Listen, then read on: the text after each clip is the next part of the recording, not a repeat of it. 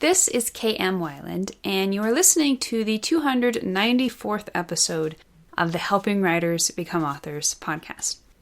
One of the sideline projects I've been working on lately is a transcript of my complete outline for my upcoming historical, kinda sorta diesel punk story, Storming, about a biplane pilot in the 1920s. Ever since Outlining Your Novel came out 4 years ago, I've gotten scads of requests for examples of my own outlines. I included excerpts in the book itself, but you all wanted to see the whole enchilada. So I've been working on getting all my handwritten notes transcribed so that I can share the full outline, all 150 pages of it, as a freebie once Storming comes out this winter. Hopefully it will help you figure out how to create exactly the right outlining style for yourselves. The latest post in the video series on my blog is the single most important key to creating a strong female character. It tells you the only true definition of a strong female character and how you can use it to make your own heroines even more compelling and interesting. To find the post, visit my site at helpingwritersbecomeauthors.com. And now I hope you enjoyed this week's podcast entitled Never Confuse the Key Event and the First Plot Point in Your Book Again. Maybe you've heard of the key event as part of story structure. Maybe you haven't. If you haven't, then you just might belong to the less confused of the two parties. One of the questions I get most often about the key event is, what the heck is it? The first time I heard about the key event was while reading Sid Field's awesome book, Screenplay. He wrote, "The inciting event sets the story in motion, while the key incident is what the story is about and draws the main character into the storyline." This was a total light bulb moment for me because it helped me finally understand the inciting event and its oft-controversial role in the story. Okay, so the inciting event and the key event, two different things. Got it. And if you don't think you've quite got it, be sure to check out the podcast I aired not too long ago on the inciting event. But what about the key event and its relation to the first plot point? Are they different things? And if they are different, where does the key event belong in relation to the first plot point? Before we proceed any further in answering this extremely important question, let's first take a moment to make sure we're all on the same page regarding these three structural moments. To begin with, they all belong in the first act, which makes up the first 25% of your book. The inciting event is the major turning point halfway through your first act, which places it right around the 12% mark. It's the call to adventure. It's your protagonist's first serious brush with your story's conflict. What it's not is the moment when your character gets seriously and inextricably involved in that conflict. That comes later. This is just where the conflict catches your protagonist's toe and trips him up a little. As we just learned from Sid Field, the key event is the moment when your character can no longer escape involvement with the conflict he tripped over in the inciting event. This is where it gets personal. The first plot point is a momentous event that marks the end of the first act and the beginning of the second. Basically, this is a point of no return for the protagonist. After this, there's no going back. He's involved with the conflict, whether he wants to be or not, and his reactions to this event are what will create the rest of the story.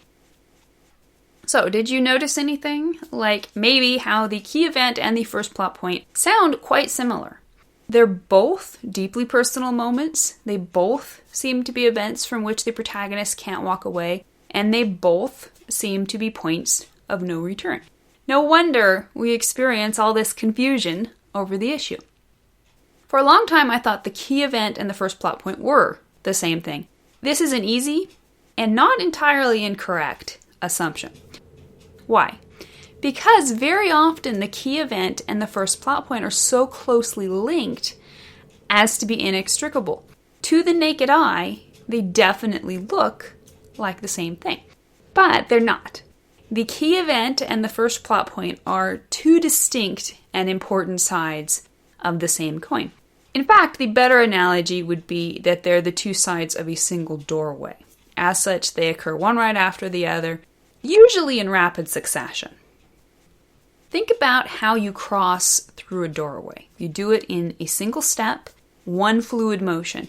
The act of leaving one room and entering the next are two distinct events, but they both happen thanks to that one action on your part, that one step.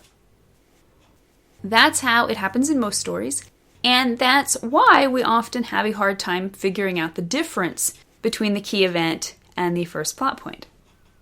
But it doesn't always happen that way. There are stories in which the exit from the normal world of the first act and the entrance into the adventure world of the second act are two distinct moments. And these stories are the solution to figuring out how the key event and the first plot point each operate within the story. The key event is when your character leaves the normal world of the first act. Often this will be an actual physical departure from a physical setting.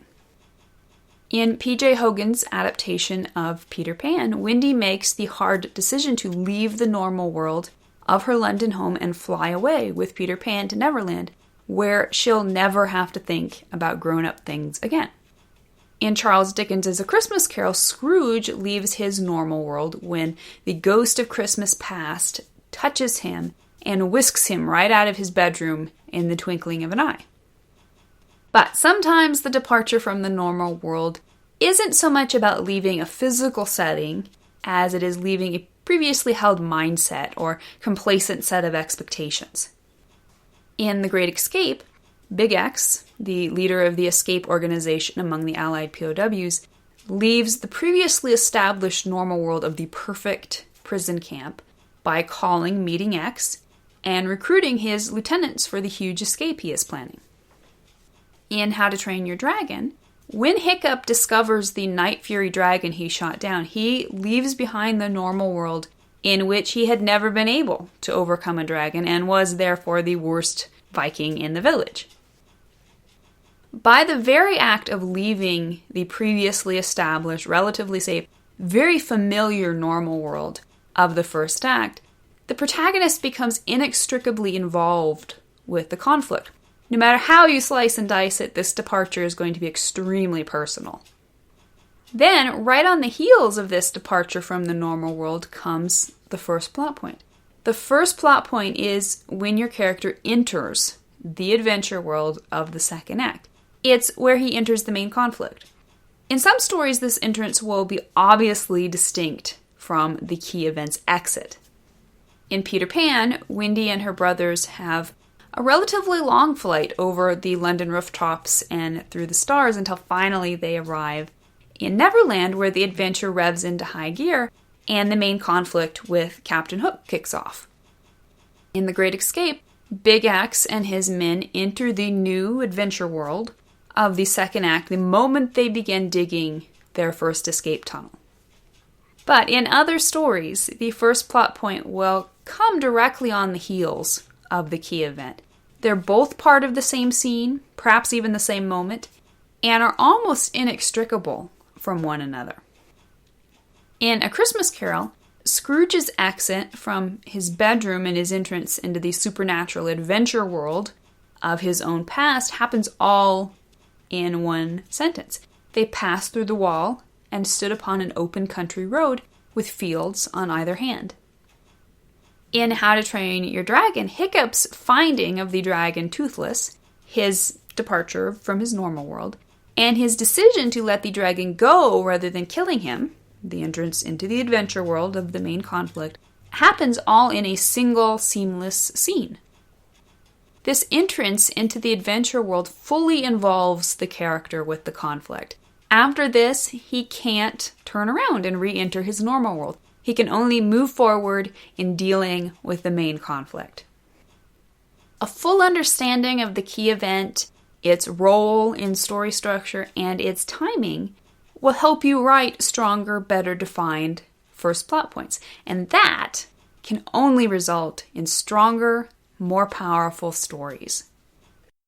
Thank you for listening to the Wordplay Podcast. To read a transcript of this episode, you can visit my website at helpingwritersbecomeauthors.com. And be sure to check back again next week.